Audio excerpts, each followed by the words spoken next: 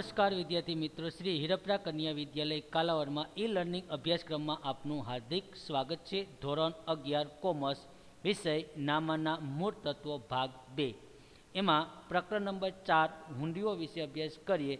तो आज आपणे हुंडीनी अंदर कई कई वस्तुओं ध्यान में राखवानी होय छे। एमां हुंडी पाक्या तारीख पहला हुंडीनो वेचाण शेरो करी आपवामां आव्यो। જ્યારે તમે હુંડી પાક્યા પહેલાં તમે વેચાણ શેરો એટલે બીજા વ્યક્તિઓને આપી દો ત્યારે તો ભારતમાં 1881ના નોગેશિયર એલ ઇન્સ્ટિટ્યૂટ એક્ટ હેઠળ હુંડી એક નોર્ગેનાઇઝેશન ઇન્સ્ટિટ્યૂટ એટલે કે પરાક્રમ્ય દસ્તાવેજ છે। આ હુંડી ફેરબદલી કરી શકાય તેવો દસ્તાવેજ આપણા ભારતના 1881માં આ દસ્તાવેજ એવો મૂક્યો છે કે હુંડીનો તમે ગમે તે જગ્યાએ ફેરબદલી કરવી હોય તો ફેરબદલી કરી શકો છો। એ चलनी नोट जेवुं पण कार्य करे। एक व्यक्ति थी तमे बीजा व्यक्ति ने तमे आपी पण शको। बे मकान मिलकत जेम छे एम दस्तावेज छे एटले तमे एने गिरवे तरीके मूकवो होय तो पण मूकी शको छो। हुंडी धारण करनार व्यक्ति पोताना देवानी चूकवणी माटे पोतानी लेनी हुंडी लेनदारने वेचाण शेरो करी आपे छे। खास हुंडी धारण करनार व्यक्ति जेनी पासे हुंडी धारण करनार व्यक्ति छे એટલે જેની પાસે હુંડી છે એ દેવાની ચૂકવણી કરવા માટે ગમે તે વ્યક્તિ એટલે કે લેણદારને તે વેચાણ શેરો કરી આપે છે।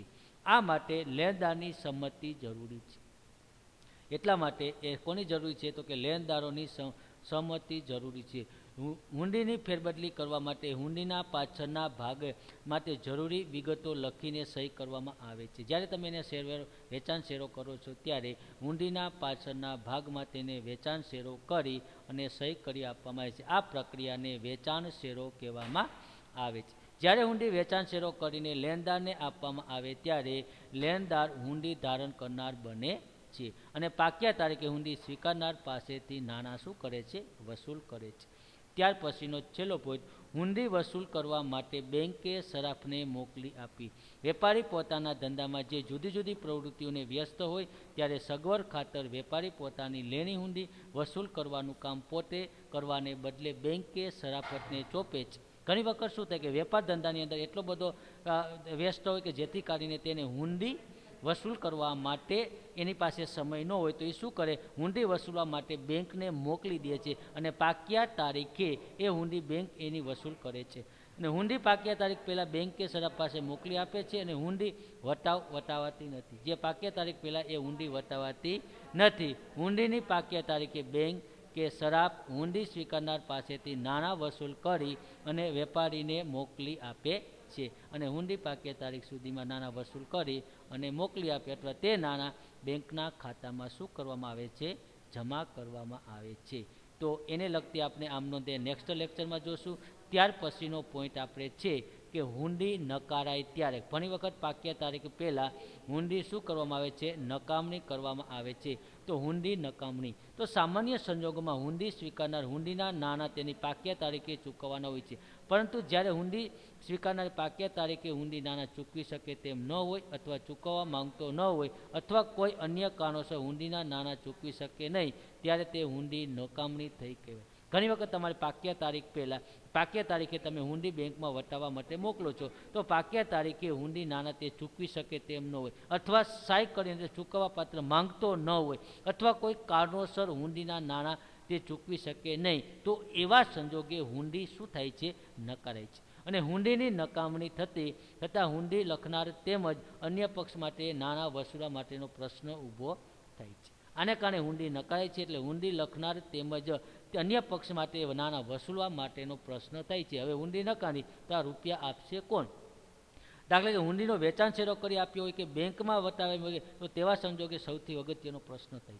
प्रश्न क्यारे थाय? जो पोताना पासे होय तो कंई वांधो नहीं, पण आ जे हुंडी रही ए तमे बीजा व्यक्तिने आपी दीधी होय अने ए हुंडी नकाराय तो ए प्रश्न रहे छे कि आ कई रीते एना रूपिया कोण चूके अथवा तमे बेंकमां तमे वटावी लीधा वटावथी तमे वटावी लीधे अने एवा संजोगे आ हुंडी नकाराय तो एवा संजोगे एना प्रश्नो ऊभा थता जोवा मळे छे। त्यार पछी हुंडीनी नकामणीनी नोंधणी सामान्य रीते हुंडी नकाराय छे त्यारे तेनी नोंध करवामां आवे छे। खास विद्यार्थी मित्र याद राखજો ज्यारे पण हुंडी नकाराय छे त्यारे नकामणीनी नोंध करवामां आवे छे।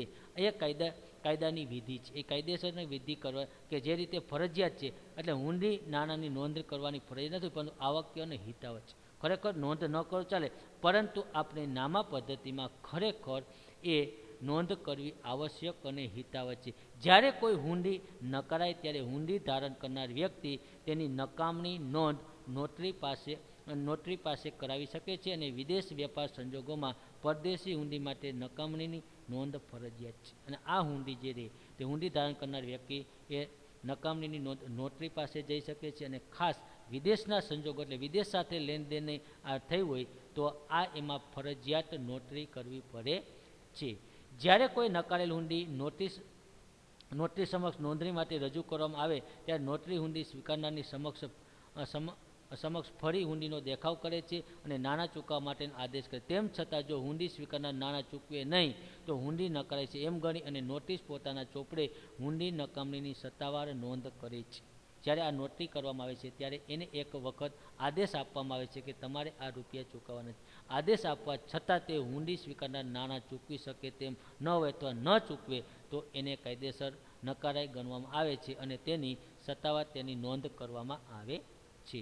ત્યાર પછી નોંધણી ખર્ચ.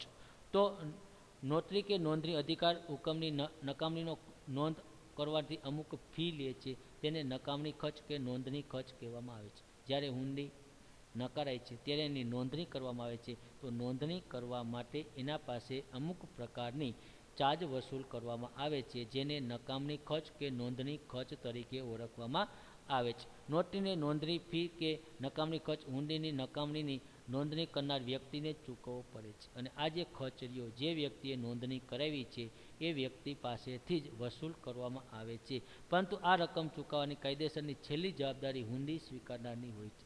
અને અત્યારે જેની પાસે હુંડી છે એ પણ જ્યારે એની પાસેથી સામેવાળા વ્યક્તિ પાસેથી રૂપિયા લેવામાં આવે ત્યારે આ નકામણી ખર્ચ સહિત એની પાસેથી વસૂલ કરવામાં આવે છે. તેને પાક્યા તારીખે નાણાં ચૂકવાય નહીં, તેથી આ ખર્ચ ગણવામાં આવે છે.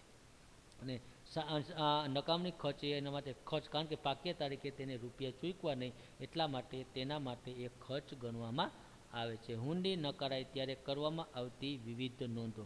તો આપણે આગળ જોયું કે હુંડી નિકાલ માટેની ચાર રીતે પ્રકારો પડે છે. એ કારણથી હુંડી ન કરાય તો નીચેની બાબતોના નોંધ કરવામાં આવે છે. તો વિદ્યાર્થી મિત્રો, આ નકામણી અંગેની નોંધ અને આગળના જે આપણે હવેના પછીના લેક્ચરની અંદર જે આમ નોંધો પૂછાય છે એ આમ નોંધ કઈ રીતે કરવામાં આવે છે એના વિશે ચર્ચા કરશું.